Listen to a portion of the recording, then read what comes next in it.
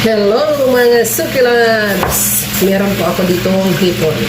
Ang gusto ng amo ko is parang barbecue style daw. So ito po, ayan, malinis na siya. Biniyak ko siya dito. Yung likod niya para matanggal yung laman niya, yung dumi niya. Tapos ito po parsley dahil wala akong available na coriander, naubos na. Ito naman po garlic. Dinikdik ko siya, nilagyan ko siya ng coriander powder. Yan, lagay ko siya dyan.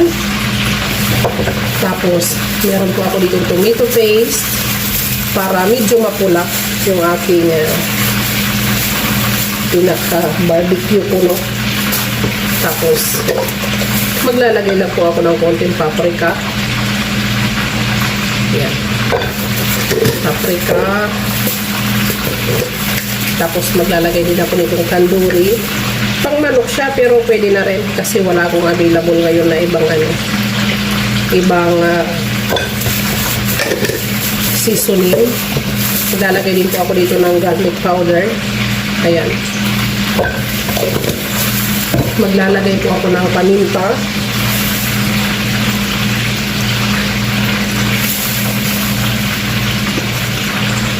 Tapos asin.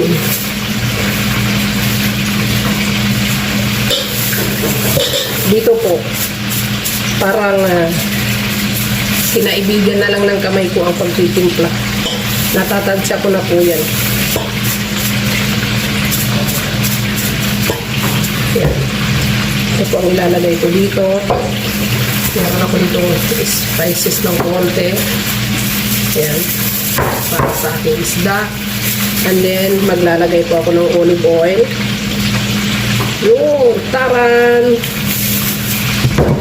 Tapos, meron ako dito honey barbecue sauce. Lagay ko lang siya ng konti. Yun. Pwede na yan. And then, imimix ko na po siya.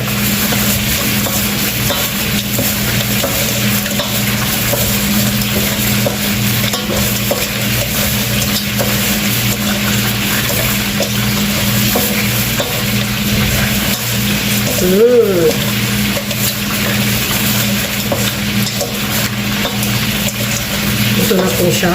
Nakikita nyo? Ayan. Medyo mapula-pula na. Hayaan ko na siya nakababad muna, nakamarinate muna kahit mga 10 minutes lang. Sorry. Mga 10 minutes lang po bago ko siya lutuin para kumapit lang yung asin. Ganun lang po ang ginagawa ko. Lagyan ko lang ulit ng olive oil.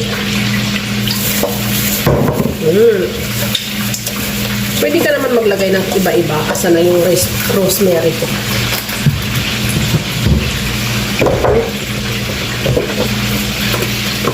Lagyan ko lang siya. Alam niyo ako, nag-iimbento na lang ako minsan. Hindi na ako tumitingin na kung saan-saan. Siguro dahil ginagawa ko na siya madalas. Kaya minsan nag-iimbento na lang ako ng mga seasoning na nilalagay ko. In fairness, gusto nila. Nagugustuhan nila. Nakaka-imbento ako, may natututunan pa ako. Kasi once na masarap pala yung, ay marami ka palang nilalagay na sangkap. Mas masarap. So, ayan po. Kaya ko lang siya dyan bago ko siya iluto. Ayan ang kaganapan sa aking kusina.